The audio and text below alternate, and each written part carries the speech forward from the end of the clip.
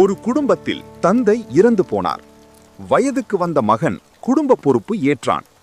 அப்பா இறந்த பிறகு அவரது டயரியில் இருந்த குறிப்பு ஒன்று சற்றே அதிர்ச்சி தந்தது. அதில் நண்பரிடம் 1,00,000 கடனாக வாங்கியிருப்பதை தந்தை குறிப்பிட்டிருந்தார். அவர் கடன் வாங்கிய விபரம் குடும்பத்தில் யாருக்கும் தெரியவில்லை. இறப்பின் போதும் இறப்பிற்கு பிறகும் கடன் கொடுத்த அந்த அப்பாவின் நண்பரை வேறு வேறு இடங்களில் சந்தித்து விட்டான்.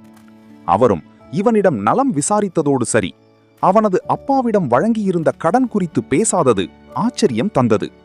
எனவே தந்தையின் நண்பரை தேடிச் சென்றான். சந்தித்தான், விவரம் சொன்னான். அவர் மெதுவாகச் சொன்னார், உங்க அப்பா எனக்கு பல நேரங்களில் உதவியிருக்கிறார். அவர் ஒரு சமயத்துல உங்க அம்மா உடல் நலம் பாதிக்கப்பட்ட போது கேட்டார், கொடுத்தேன். அதுக்கு எந்த ஆதாரமும் என்னிடம் இல்லை. திடீர்னு உங்க அப்பா இறந்துட்டார். இந்த நிலையில் எந்த ஆதாரமும் இல்லாம உங்க அப்பா என்கிட்ட கடன் வாங்கியிருக்காருன்னு கேட்கிற மனம் எனக்கு வரல.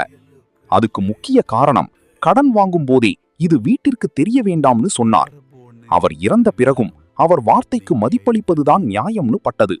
அதனால நானும் அதை விட்டுட்டேன் என்றார்.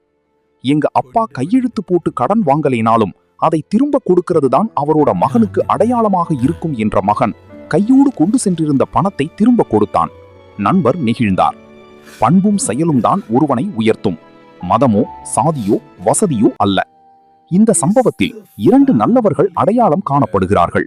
இதுதான் வழக்கு மொழியில் சொல்வார்கள், நல்லவர்களுக்கு எழுத்து தேவையில்லை, கெட்டவர்களுக்கு எழுதியும் பயனில்லை என்று. ஒருவன் நல்லவனாகவும் கெட்டவனாகவும் உருவாக சூழ்நிலைதான் பெரும் பங்கு வகிக்கிறது. தப்பு செய்ய சூழல் அமையாதவரை எந்த மனிதனும் நல்லவன்தான் என ஒரு வாக்கியம் உண்டு. சேற்றிலும் செந்தாமரையாக வளர்வதே முக்கியம். தப்பு செய்ய வாய்ப்பு கிடைத்தும் வாய்மையோடும் சூழல் அமைந்தும் நேர்மையோடும் வாழ முயல்பவனே நல்லவன். மனித குலத்தில் நல்லவர்கள் என்ற இனம் அழிந்து வரும் இனமாக அடையாளம் காட்டப்படுவது வேதனை அளிக்கிறது.